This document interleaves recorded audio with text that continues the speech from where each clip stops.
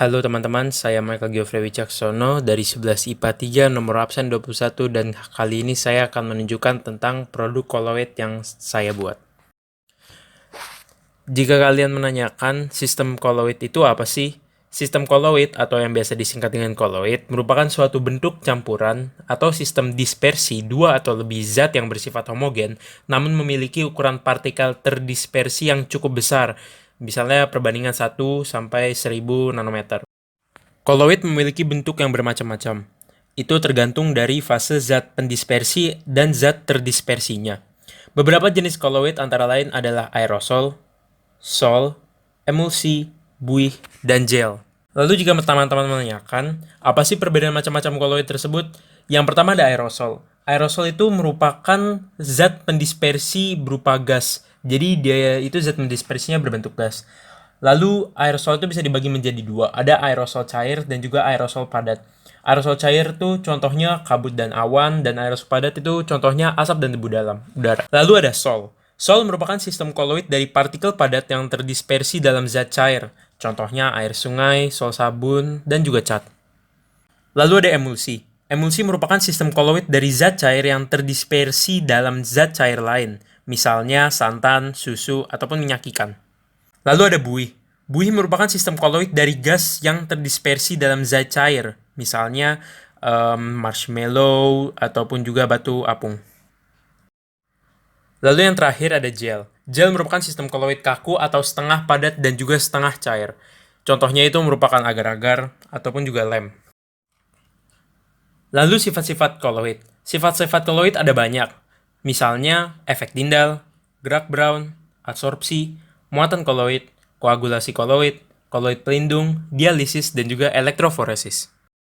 Nah, pada percobaan kali ini, kita akan lebih fokus kepada sifat kolloid yaitu efek Tyndall. Dalam percobaan kali ini, saya akan menguji apakah sifat kolloid yaitu efek Tyndall sebenarnya ada atau tidak.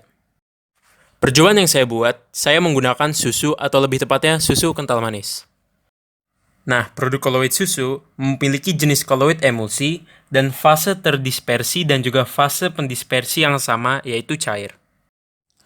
Nah, pertama-tama kita harus menyiapkan alat dan bahan. Yang pertama, ada sendok. Kedua, gelas yang telah terisi air. Dan ketiga, ada susu kental manis. Cara pembuatannya sangatlah mudah. Pertama-tama, kita menuangkan susu kental manis secukupnya ke dalam gelas yang telah terisi air. Lalu dengan menggunakan sendok, kita tinggal mengaduknya sampai rata. Jika sudah dibuat, maka kalian telah membuat sebuah produk kolloid yaitu susu.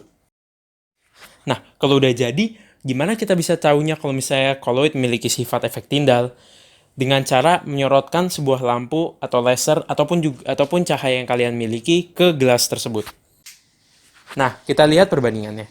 Cahaya yang menyorot kepada gelas yang terisi hanya air biasa, cahayanya akan menembus dari satu sisi ke sisi yang lain. Sementara, cahaya yang disorotkan kepada gelas yang berisi air susu, cahayanya akan sedikit dihamburkan dan tidak langsung menembus dari satu sisi ke sisi yang lainnya.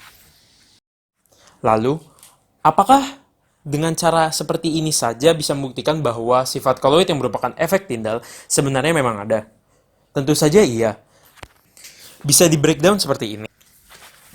Pada saat larutan sejati, dalam hal ini yaitu air biasa, disinari dengan cahaya, maka larutan tersebut tidak akan menghamburkan cahaya karena memiliki partikel-partikel kecil dan tidak dapat menghamburkan cahaya. Sedangkan pada sistem kolloid, cahaya akan dihamburkan karena terdapat partikel yang relatif lebih besar dibandingkan partikel-partikel yang terdapat di dalam air biasa untuk menghamburkan sinar tersebut. Sekian dari saya, terima kasih.